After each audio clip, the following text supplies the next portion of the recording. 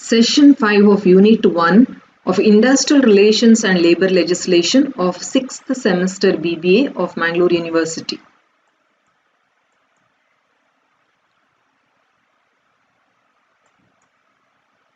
In this session, we shall study about the causes of poor industrial relations and measures for improving industrial relations.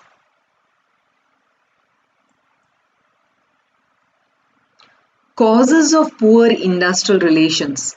First is close-mindedness. Now the close-mindedness of employers and employees, both. One thinks to extract maximum work. Now employer thinks to extract maximum work with minimum remuneration, and other thinks, that is the employee or the worker thinks to avoid the work and get more enhancement in pay and wages. So this is they should work in an open-mindedness, but they think differently. Second is wage system. Irrational wage or the wage system and structure not mutually acceptable. So this is again the second cause for poor industrial relations. Third is human relations. Poor working environment, low presence of safety, hygiene conditions are absent, poor atmosphere for smooth working of the organization. This also is a barrier. Mere human relations and lack of skillful on the part of the management personnel. Next is lack of control.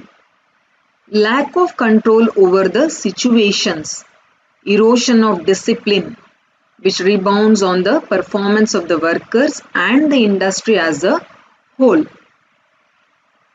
Then, introduction of new technology or automation, mechanization, computerization, this without proper consultation of the workers will also cause poor industrial relations, because either if the technology is brought, the workers should be given proper training, or else they are in a fear to change or to adapt to the new technology, and they are in a fear of losing jobs. Next is nepotism or unequal workloads, disproportionate wage and responsibility. Those whom the employer likes are promoted, or it is a subjective judgment. Next is unfair labor practices. Adoption of unfair labor practices either by the employers or by the employees and their unions. Apart from these, unjustifiable profit sharing and disregarding the workers as co-shares of the gains of the industries, because workers also should be given in the profit, or some bonus or benefits need to be given, otherwise they are dissatisfied. Union rivalries, frequent rivalries over membership, and which create false problems or misunderstanding. Next is strikes, lockout, layoff, retrenchment due to the high-handedness on the part of the concerned parties, some political influence, and unnecessary causing all these problems. Throwing away the agreements and arrived settlements, militancy of the unions, partitioned attitude of the government, that is partial, they're partial on the part of either protecting the workers or the employers, so attitude of the government. Then the political parties, vested interests of the political parties who may indirectly control the union activities and for their own gains or to get hold of the industry, their interference, and they cause problems to the relationship between the workers and the employers. Now let us see what are the measures for improving industrial relations.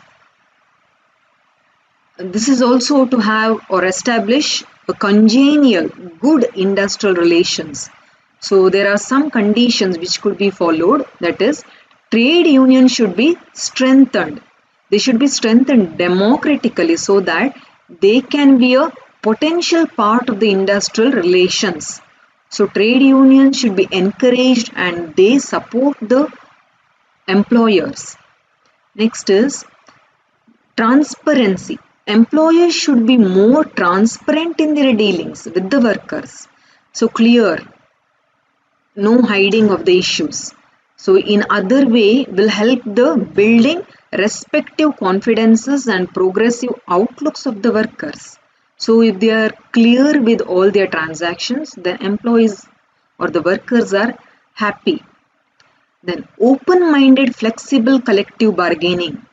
They should have an open-minded bargaining for the grievances. Then workers should be allowed to participate in the management. So workers' participation in management through forums, through committees or councils, etc.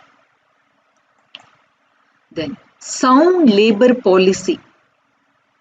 For the planning and articulation of the action plans, sound labor policies should get extreme priorities. Next is proper leadership and communication are essential requirements for good industrial relations. Enforcement of discipline is another requisite of good relations. Trade union activities should be controlled by the workers themselves and not by the outside leadership. Because if there is any divergent or involvement in some issues, the workers themselves should control the union activities. Equity in distribution of wealth by acknowledging workers as team members. So workers also or the employees should be considered as the team members and the profit should be equally distributed among the workers. References: